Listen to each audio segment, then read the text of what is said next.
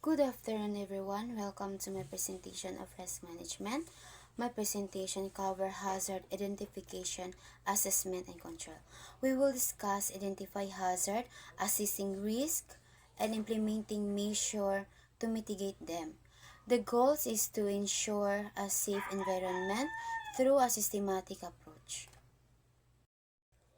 So there are the lesson objective. First, have a clear idea on hazard identification, risk assessment, and risk control. Identify hazard and assessing associated risk are essential steps in risk management. Number 2, understand the methodology to perform hazard assessment.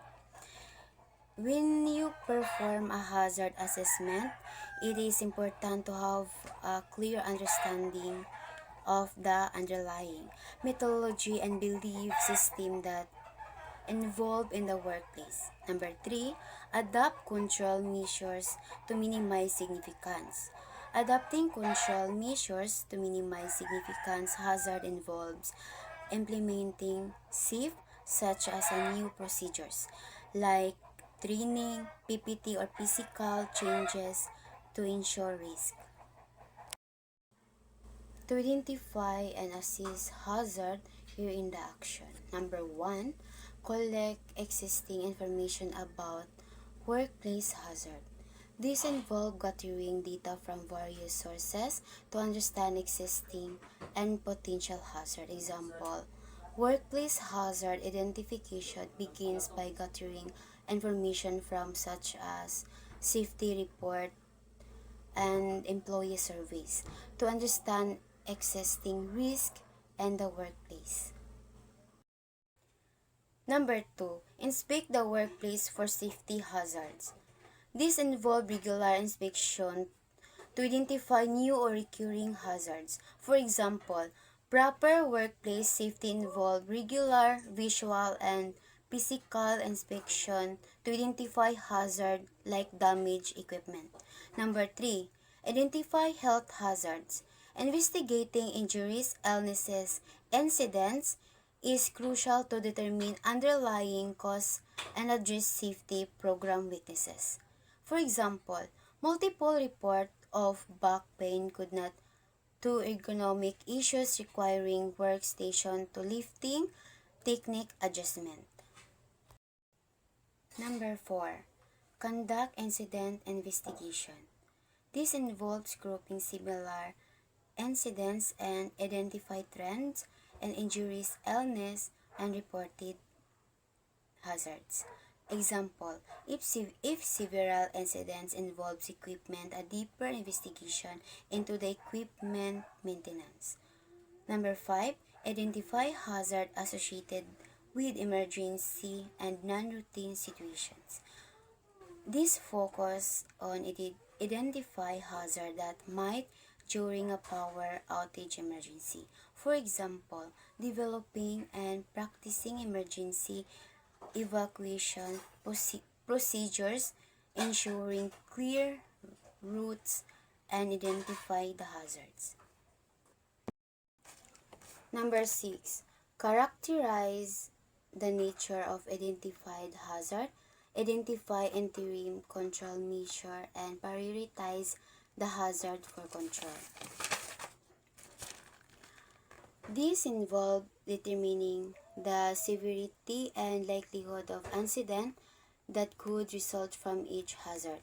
For example, a hazard with high severity and high likelihood expose electrical wiring needed immediately attention, and a hazard with low severity and high likelihood minor clutter might be addressed.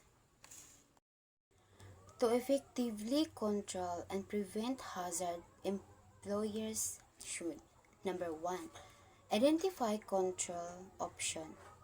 Brainstorming various methods to mitigate the identified hazard. This is the planning stage where all possible considered.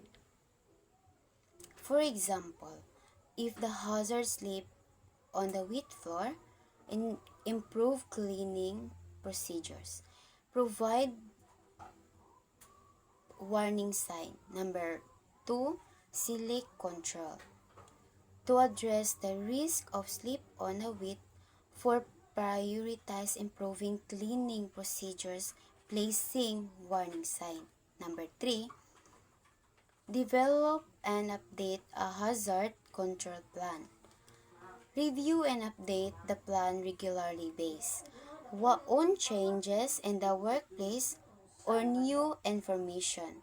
For example, the plan should detail the type of non-sleep mats be used, their placement, cleaning schedules, and any issues. Number 4, select controls to protect workers during non-routine operations and emergencies. Special considerating must be given to scenarios outside the typical workday. For the wheat floor example, the plan should include emergency procedures for dealing with the spill outside of normal cleaning times. Number 5. Implement selected control in the workplace. Put the chosen control measures into practice. This is the action phase where chosen solutions are put into effect. For example, purchase and install the non-sleep mat in the designated areas. Number 6, follow up to confirm that control are effective. Regularly assess the effectiveness of the implemented control and make adjustment as needed. For example, inspect the mat to ensure they are the good condition and properly placed.